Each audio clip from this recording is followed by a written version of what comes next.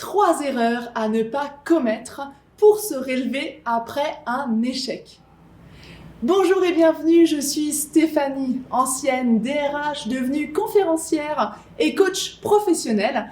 J'accompagne les entreprises et leurs collaborateurs à découvrir leurs talents, à révéler tout leur potentiel pour qu'ils puissent se sentir à leur juste place et qu'ils soient et restent motivés dans leur entreprise pour être heureux dans leur vie.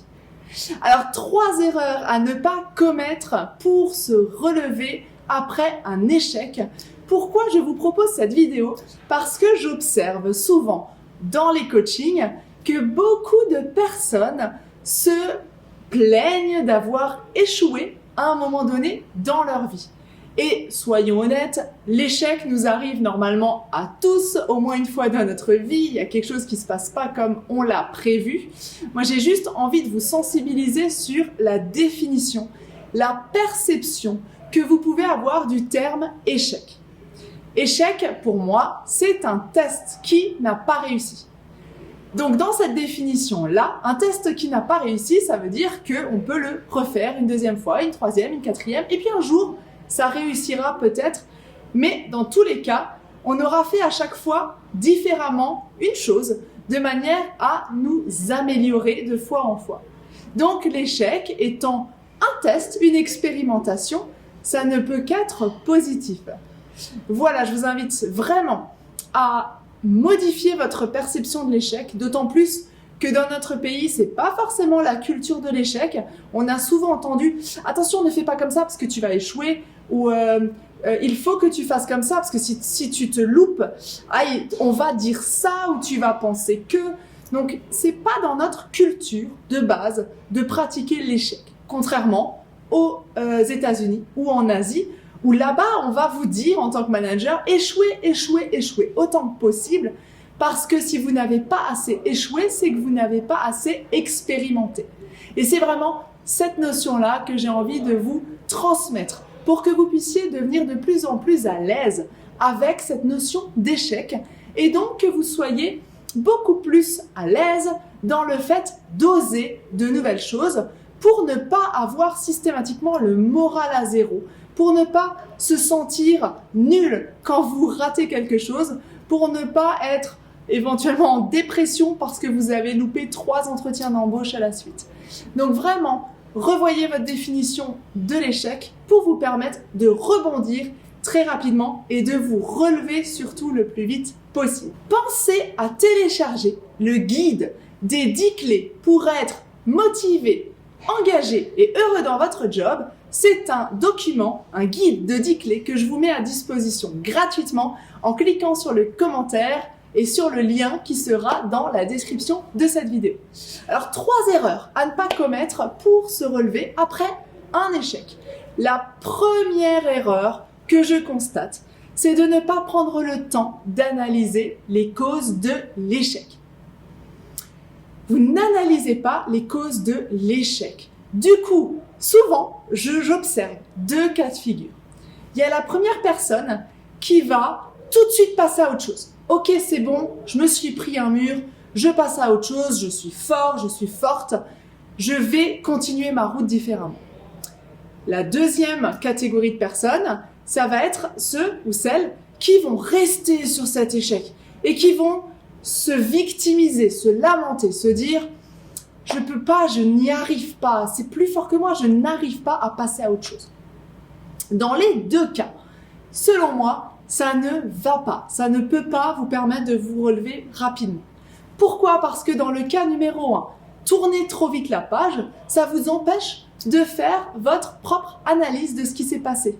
Et donc, vous allez reproduire les mêmes schémas systématiquement si vous n'avez pas compris pourquoi cette situation vous a mis en échec. Donc, passer à autre chose rapidement, finalement, j'ai envie de dire, c'est comme mettre les miettes sous le tapis. Et le jour où vous faites le grand ménage, vous vous rendez compte que vous passez 10 fois plus de temps à nettoyer sous le tapis que d'habitude parce que vous aurez tout caché. Ben, c'est exactement pareil. Prenez le temps de vous poser, de vous demander quelles sont les raisons de l'échec. Ensuite, les gens qui procrastinent, qui ne veulent pas ou qui n'arrivent pas à passer à autre chose, mais c'est pareil. ça ne vous permettra pas d'avancer. Le fait de comprendre, d'analyser ce qui a manqué, ce qui aurait pu être fait différemment, en tout cas analyser les causes de l'échec, va permettre à ces personnes-là de ne plus reproduire le schéma. Donc, comprenez ce qui s'est passé, pourquoi ça a bloqué, pourquoi ça ne s'est pas passé comme prévu, et essayez de réagir différemment face à la même situation qui se représentera. Ensuite, la deuxième erreur, c'est de ne pas accepter les émotions qui découlent de l'échec professionnel. Là encore, nous avons souvent une croyance ou une obligation, une norme qui nous impose d'être fort, d'être dur, d'être costaud, d'avoir une armure. Non, moi je n'ai pas d'émotions, c'est pas moi. Moi j'ai appris à gérer mes émotions, je les rejette. Et bien pour moi c'est une grosse erreur. Parce que nous sommes tous humains, nous avons tous des sensibilités différentes bien sûr, mais nous avons tous des émotions en nous. Et quand on a un échec, écoutez, franchement, je pense que tout le monde a une émotion négative parce qu'on a au moins une déception. Le pire, c'est peut-être la colère, le dégoût, la peur, mais à minima, on a une tristesse ou une déception. Et c'est normal parce que nous sommes des êtres d'émotion. Donc, ce que je vous conseille dans cette clé numéro 2, c'est d'accepter les émotions qui se présentent à vous. Donc, l'erreur à éviter, c'est de ne pas accepter les émotions qui découlent de votre échec professionnel. Je suis triste, ok, j'accepte. Je laisse couler, j'intègre que je suis triste et c'est normal parce que je ne suis qu'un être humain et penser que je suis finalement Hulk, Superman ou Superwoman, c'est pas honnête.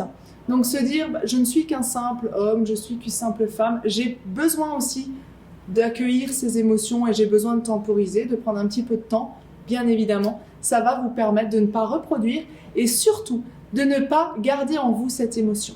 Donc l'idée, c'est comme quand vous prenez une douche, c'est vous prenez l'émotion, vous l'acceptez, vous regardez ce que ça vous provoque, des larmes, un nœud serré, vous regardez comment ça provoque et vous pensez à prendre une douche et de vous nettoyer de toutes ces émotions quand elles ont envie de sortir, quand elles ont besoin de sortir, parce que vous avez besoin de sortir la tristesse ou sortir la colère. Si vous ne le faites pas, elle reste en vous et elle se reproduira à un autre moment. Elle se reproduira dans une situation et vous n'allez pas comprendre cette fois pourquoi vous allez réagir de manière assez étrange ou différente par rapport à d'habitude. La troisième erreur à ne pas commettre, c'est de ne pas aller voir un professionnel qui peut vous conseiller. Et là encore, nous avons des biais cognitifs qui nous disent « Mais non, mais moi je suis fort, je peux me débrouiller tout seul. Si je vais voir quelqu'un, ça veut dire que je suis fou, je suis malade, mais j'en ai pas besoin. Pourquoi j'irai voir quelqu'un ?» Aller voir un psy, un thérapeute ou un coach, c'est très mal vu, malheureusement, dans notre société. Et pourtant, c'est ce même coach, psy, thérapeute, médecin, ou en tout cas ce spécialiste, ce professionnel, qui va vous permettre de vous guider vers des techniques, vers des personnes qui vont vous être utiles, qui vont vous apporter du bon, du bien dans votre situation et qui vont vous aider à surmonter cette étape, à vous relever de cet échec, à rebondir beaucoup plus rapidement. Parce que l'erreur, ce n'est pas de tomber. L'erreur, c'est de rester au sol et de ne pas savoir comment rebondir. Donc, allez voir un coach, un thérapeute qui va vous aider à puiser en vous vos propres ressources pour que vous puissiez trouver les solutions par vous-même et que vous puissiez décortiquer, comprendre les raisons de cet échec. Donc voilà les 3 erreurs à ne pas commettre pour se relever après un échec professionnel. L'erreur numéro 1, c'était de ne pas prendre le temps d'analyser les causes de l'échec. L'erreur numéro 2, c'est de ne pas accepter les émotions négatives qui découlent de votre échec professionnel. Et la clé ou l'erreur numéro 3, c'était de ne pas aller voir un professionnel, de ne pas parler de votre échec à un professionnel. Mettez-moi en commentaire, je serai ravie et intéressée, curieuse de lire vos partages de bonnes pratiques, de voir comment vous faites, quelles sont les erreurs peut-être que vous avez commises. de manière à pouvoir enrichir ce réseau, cette communauté. Je vous invite vraiment à vous abonner à ma chaîne YouTube, vous cliquez sur le bouton s'abonner. Vous recevrez les vidéos les lundis, mercredis et vendredis, jour de publication de cette série de vidéos. Et si vous voulez rester informé et être le premier ou la première à visionner mes vidéos, cliquez sur la cloche de manière à recevoir les notifications. Et je vous propose aussi d'aller visionner une vidéo comment sortir, comment rebondir après un échec professionnel. Il existe des conseils, je vous livre 5 conseils pour rebondir après un échec professionnel.